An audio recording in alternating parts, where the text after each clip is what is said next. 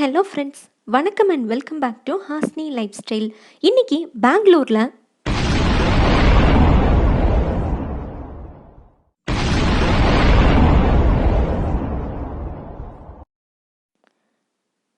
இந்த மாதிரி ஒரு பயங்கரமான சவுண்டு மதியம் 1:30 மணிக்கு பெங்களூர் சிட்டியில் சில பர்டிகுலர் ஏரியாவில் மட்டும் இந்த சவுண்ட் கேட்டுச்சு.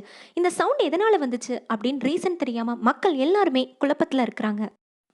நார்மலாக நமக்கு காற்றுல சவுண்டு ட்ராவல் ஆகும்போது 1 கிலோமீட்டரை 2.9 செகண்ட் ஸ்பீடில் அது கிராஸ் பண்ணும். பட் அதை விட வேகமான ஸ்பீடில் ஒரு ஏர்க்ராஃப்ட் வந்து கிராஸ் பண்ணுச்சு அப்படின்னா ஒரு சோனிக் பூம் சவுண்ட் கேட்கும் அப்படின்னு சொல்கிறாங்க. பட் அது எதுவுமே இன்னும் ப்ரூவ் ஆகலை.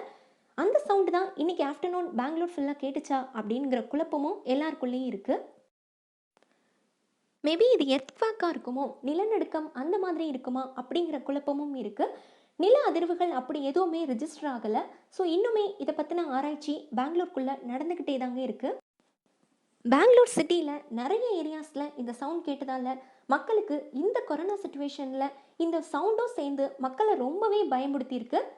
இது ரீசன் என்ன அப்படின்னு சொல்லிட்டு சீக்கிரமே நம்ம தெரிஞ்சுக்கலாம். தேங்க்யூ.